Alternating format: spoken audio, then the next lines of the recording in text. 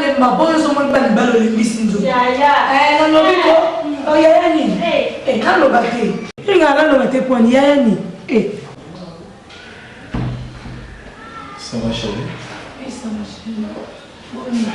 Oui, chérie.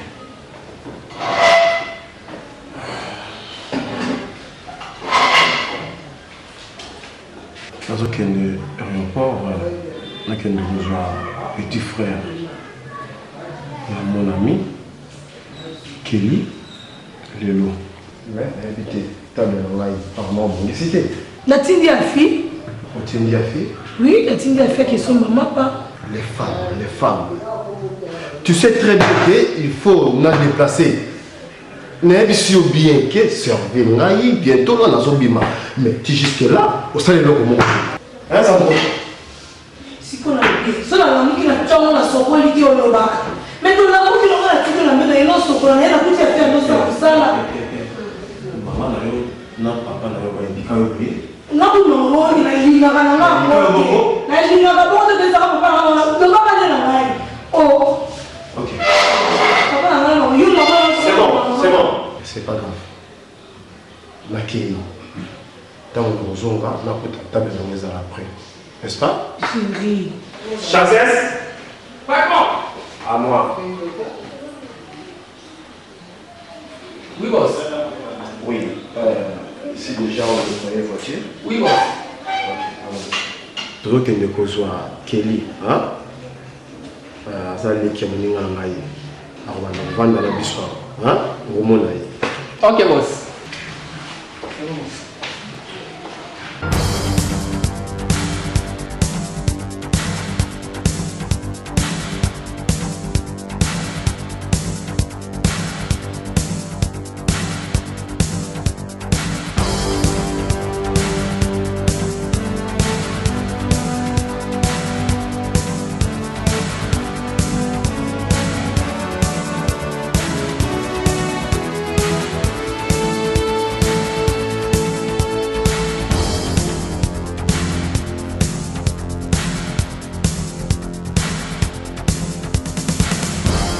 Kelly.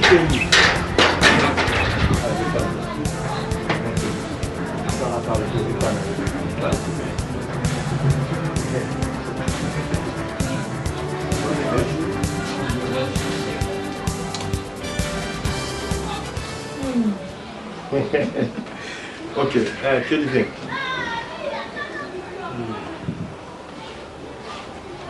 Tu vas retrouver au repos. C'est Kelly. Kelly, maman Zambota. Donc, vous allez à l'aise. Petite sœur Naïe Achid. Comme ça, on va nous expliquer au bien. Hein, bébé? Zambota, où est Kelly? Il est qui a mettre 100 ans côté mascotte. Où est ça qui n'a aucun besoin là à l'aéroport. Mais, nous on a habité à 7 Makassi. Ils ont à peu près à Kelly. Tu sais, ok, merci. Kelly a un petit frère. Il y a un moi aussi. Il y a un Kelly. Il y a un camarade dans l'année.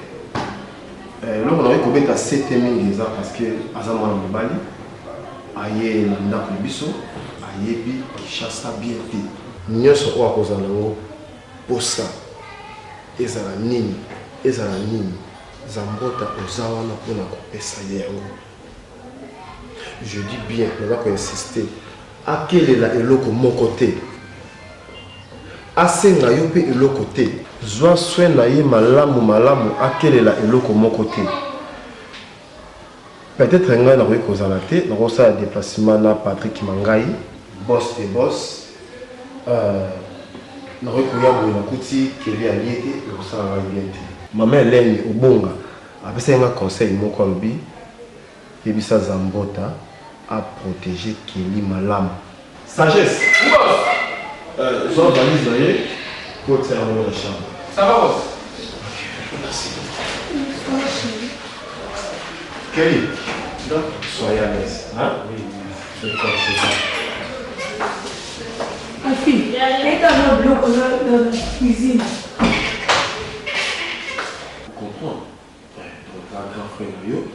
mabe moko ekozala te eloko moko mabe ekozala te. Zambota. Oui, chérie. Viens bébé. Donc écoute là, vous êtes vraiment très à l'aise. On va te mettre de ma minimité parce que Zambota c'est ça. Zambota. Voilà. Merci. On a l'air pour le papier.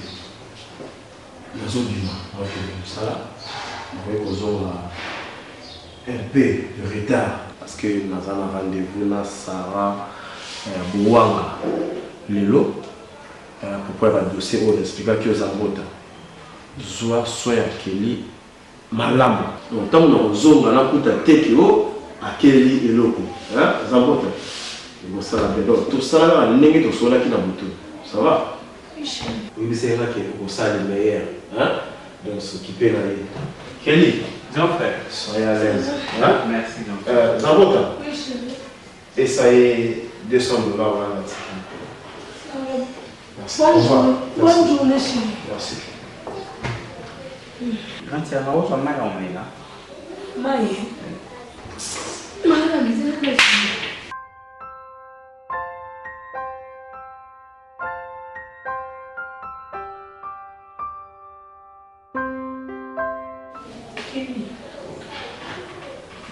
Merci. Grande sœur, il paraît qu'il n'a s'est déplacé, mais côté vraiment bien fait. Mais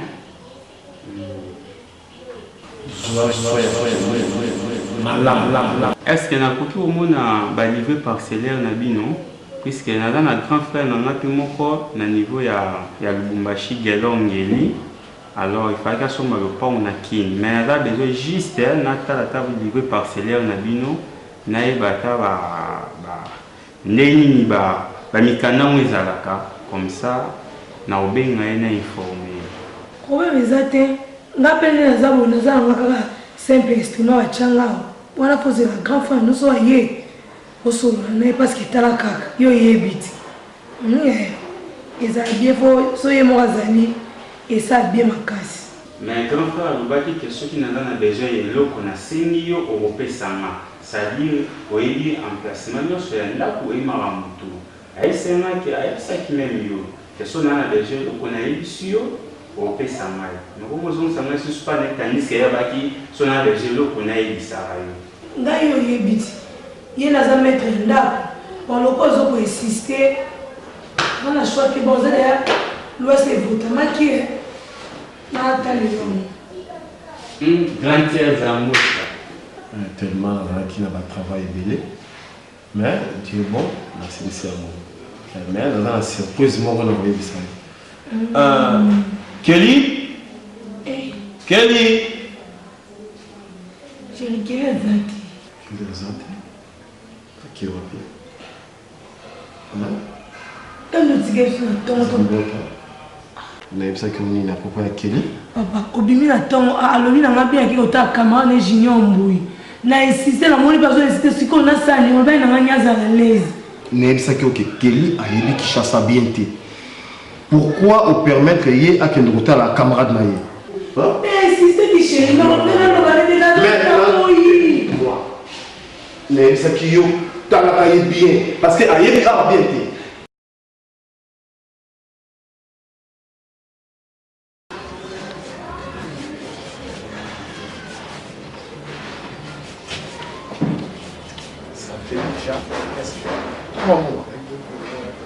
Kelly a son mot de tête, ça me Vandi, tu es à l'aise, je ne comprends pas. Hein, ça me donc, non, je vais battre, on a expliquer, mettre 100 ans pour mascotte. Comment? Hein? Mais il faut très bien que protéger Kelly, chasser la monnaie, ne m'a bien côté. Tu vois? Tu vois? Ce qu'on dit moi, à bon, on a Bolande là, et wapi. Non, mais Kelly, dans le dos, on a soit l'aise, c'est comme quand Kelly. Mais tout ça, c'est ta faute. C'est ma faute comment? C'est ma faute comment? À chaque fois qu'on condamne, pourquoi? Écoute-moi. Ce que Kelly a monanité, Zambota, on a un problème grave. Tala na porte kuna na beta porte. Et on va devoir ma camzo doit beta la porte et ba mi soupe ba moi tonton pas ba. Oui.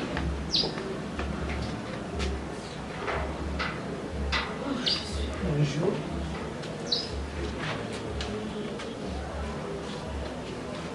Oui, monsieur. Bonjour. Bonjour. S'il vous plaît, Je vous en prie, monsieur. la ligne sur la moquette. Mais ma maçon là, il faut verser le ballon. Lui, il fait matin pour la ligne de ma voisin. Tout dans la carte, toujours content. Tout le temps, vieux. Dès que je vais retour, on a posé ma caméra, c'est ça. On a tout de suite ma image. Ok, merci monsieur. Maman, tu m'as passé la pour se présenter, tu es qui? Là, c'est Faïm Tony. Faïm Tony. Ok. Moi, c'est Céline Goma. Depuis petit, je ne sais pas. Le Pangwa Moutou, au Koti, au Sope Sabapla. Et puis, au Bandele, la place ou bien au Lungo, ça a quelque chose. Je ne sais pas.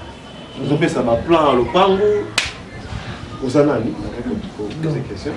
Dès la mission qu'on a Faïm Tony, Oui. nous parlons de Belé déjà et Kokaki depuis le mois de juin. Il fallait bâtir comme ça. De par mesure de grâce que tu viens bâtir un mois. Et mon monsieur, il faut y aller. Donc il doit l'accident moi si dans la famille mobile les awana les lots type propre il faut bâtir comme ça. Il va travailler. Le vieux avec qui c'était l'eau il faut amasser ma boutamir. Ok, merci. Merci monsieur.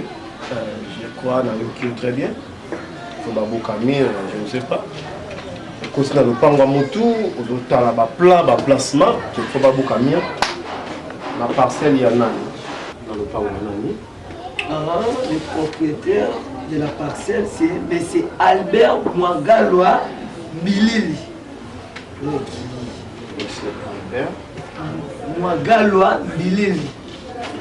Il était quand même depuis le mois d'avril. Je pense que j'étais comme qui le mois d'avril.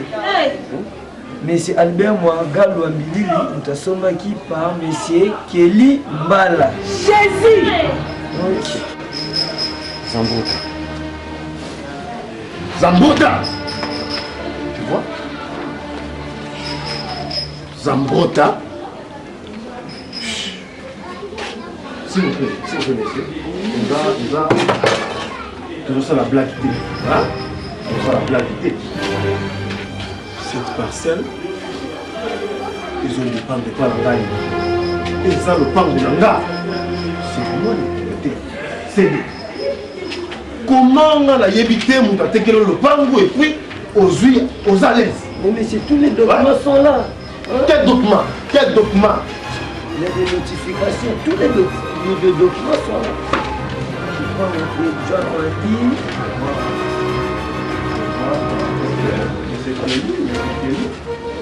C'est Kelly.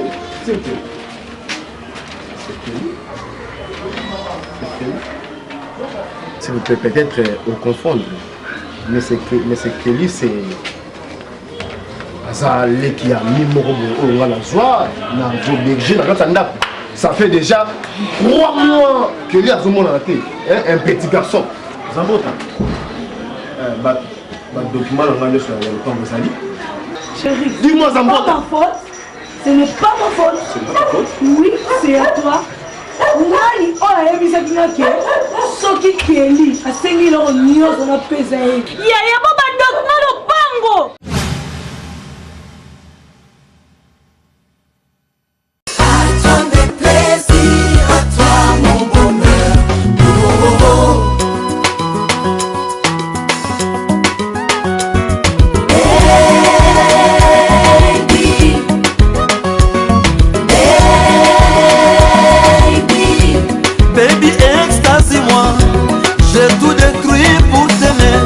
Je suis fou de toi, ne blesse pas ma joie.